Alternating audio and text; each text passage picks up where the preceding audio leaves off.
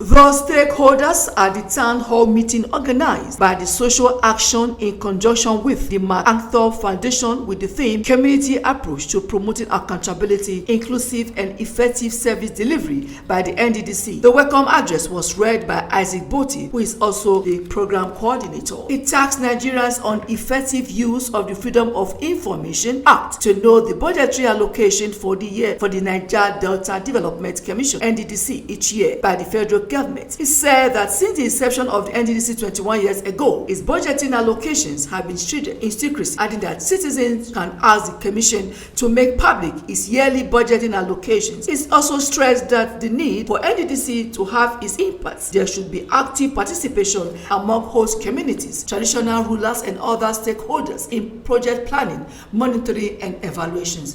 What are some of the steps that needed to be taken if we are to engage participatory budgeting?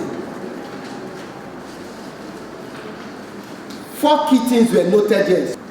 We talked about first, information. From the information that has gone around and the consultation with all stakeholders, it is also important that government collaborates with the people.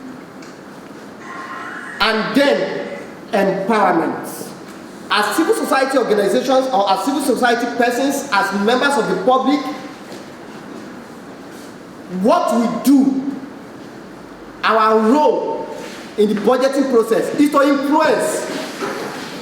to influence because we are the end beneficiary.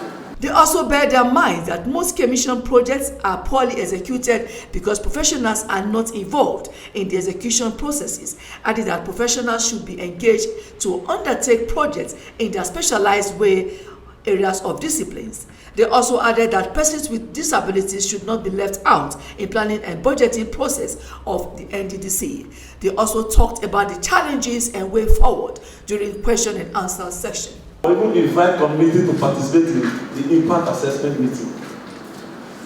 Sometimes we go to Ministry of Environment to query how they come up with their impact assessment report without the input of the community.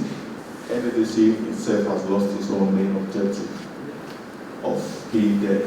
First and foremost, people living in NDDC today, a lot of them are not functional, in the sense that you give responsibilities to people to handle who do not actually know the function of why they are there. Because take a look, for example, like the head of the NDDC, like the other one said during COVID, they spent over 1.something billion to take care of themselves. If they could spend 1.something billion to take care of themselves, a lot of government or public officials these days think that their offices are meant, whatever they do for the government or for the citizens, they are helping us. Some of the participants have this to say. If NDDC has implemented 13,311 projects in the last 20 years, and 12,000, which represents about 80% of it, were abandoned, that means there is a trouble, there is a problem. And one of the things we have discovered, one of the challenges we have discovered is the fact that citizens were not engaging the agency enough. And it's overdue. You can see that the people of the South have been shortchanged for many years. And it's about time we wake up and start taking the share of the national cake. NDDC is so esoteric, and complex to be able to know exactly what is going on. Now, first and foremost, we need to have freedom. We have to have freedom of information. We need to know what is going on in the community. From there, that's the starting point. Yes, normally when government cites a project, the project is for the community. The community should sit as their responsibility to also take charge and then collaborate with government. We said, let our communities, you understand, the host communities not be involved in the budgeting. It's a wake-up call for us to take up our responsibility as a community, as a citizen, and a patriot.